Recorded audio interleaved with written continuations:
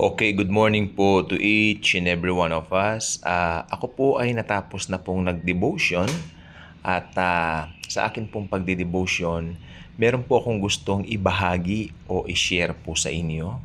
Ito po ay isang verse na nami-misinterpret ng ilan at ito po namang verse na ito sa ilan ay hindi nila maunawaan, hindi nila magets ano ba yung gustong tukuyin ng talatang ito. Matatagpuan po natin ito sa Mark chapter 10. Okay? Verses, basahin na po natin ang buo yung konteksto, 11 hanggang 16. Ito po siya. Ito po yung heading niya dito sa Bible ko nakalagay, The Little Children and Jesus. Okay? Basahin natin. People were bringing little children to Jesus for Him to place His hands on them. Yung parang ipapatong niya yung kamay niya. Parang, siguro sa Pilipino, parang pagmamano. No? Parang ganon. Okay. At saka syempre, isang purpose para ma-bless yung mga bata. Okay. But the disciples rebuked them. Okay. Kasi dinadala yung mga bata sa Panginoon, tapos para ipatong ni Jesus yung kamay niya sa ulo ng mga bata. Okay, pero nagagalit daw yung mga disciples, no? But when Jesus saw this, He was indignant. He said to them, "Let the little children come to me, and do not hinder them, for the kingdom of God belongs to such as this." O ito na po yung medyo controversial na verse.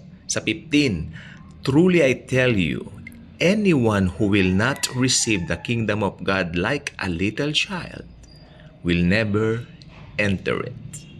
And he took the children in his arms, placed his hands on them, and blessed them. Panginoong Hesus ang magpapala sa kanyang mga banal na salita.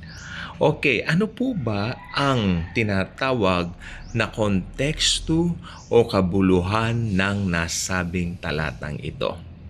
Kasi tignan po ninyo, okay, i-take natin literally. Tagalogin natin Tunay na sinasabi ko sa inyo, ang sino mang hindi tatanggap sa kaharian ng langit tulad ng mga batang ito ay hindi makakapasok dito. O nga no. Ibig ba sabihin, kung titignan mo sa literal sense, magbabata-bataan ka, mag-iisip bata ka? No, napakalayo po niyan. O pangalawang misinterpretation, kailangan daw gagawa kang mabuti, magpapaka-humble ka. Yan. Ito ang mas madalas na interpretation nila. Magpaka-humble ka kasi ang mga bata humble. Alam niyo, totoong humble ang mga bata. Tignan nyo, nung bata po kayo, di ba, pag may nakaaway kayong bata, nakaapuan nyo bata rin. Wala pang ilang minuto, bati na kayo di ba? Kasi wala naman yung pagmamataas sa puso nito nga po. Ito nga po mga bata, syempre, wala pong pride and all that. Until such time dumating yung age of accountability nila, lumaki na sila, lumalabas na yung mga sungay ka nga natin, di po ba? Pero pag bata ka, wala ka namang anything bad, o sabi nga nila sa Tagalog, walang masamang buto sa mga bata. Okay? Pero yun nga po ba, syempre ang unang maling interpretation, alam ko konti lang naman po, yung magbabata-bataan, hindi po yun. Pangalawa, magpapaka-humble ka, tutulad ka sa bata, gagawin mo ang lahat sa gawa mo para ikaw ay makapasok sa kingdom.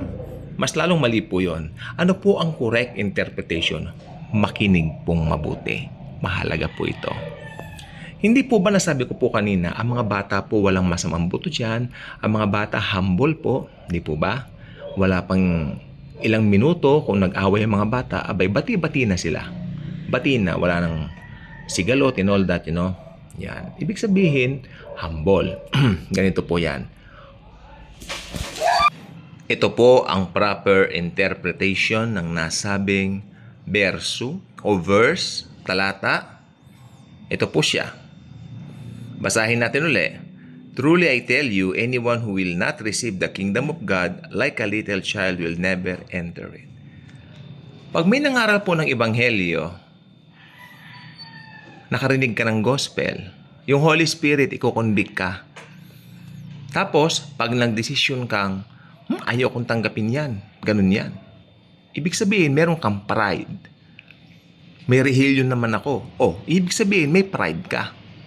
Pero pag sabi mo, okay, alam ko makasalanan ako, Naniniwala ako na matay si Jesus para sa akin.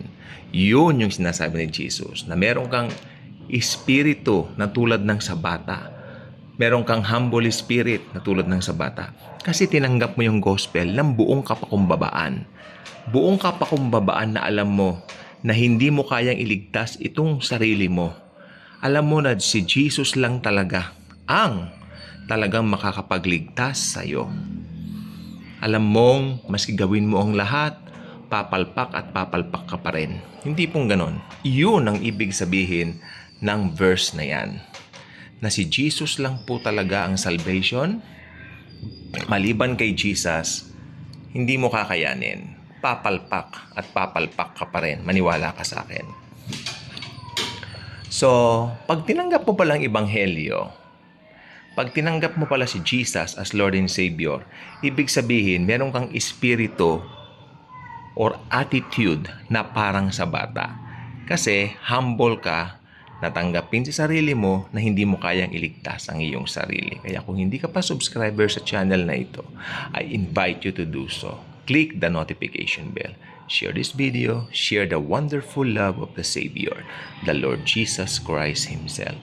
Again, gusto ko pong sabihin, congratulations! Kung tumanggap ka na kay Lord Jesus as your own Savior and Lord, a very own personal Lord and Savior, ikaw ay anak na ng Diyos at meron kang attitude ng parang sa bata. Hindi isip bata at lalong hindi yung magpapaka-humble ka, gagawin mo sa sarili mo. Hindi yun. Lalong hindi yun. Sapagkat sabi ko nga, walang makapagliligtas sa ating sarili. Sapagkat sa ating abang kalagayan, ibig sabihin sa ating sinful nature, walang tao ang sinuman na pwedeng iligtas ang kanyang sarili. Sapagkat tayo po ay marupok, tayo po ay mahina at kailangan natin ang tagapagligtas, ang Panginoong Hesukristo. Thank you, and Jesus truly loves us all.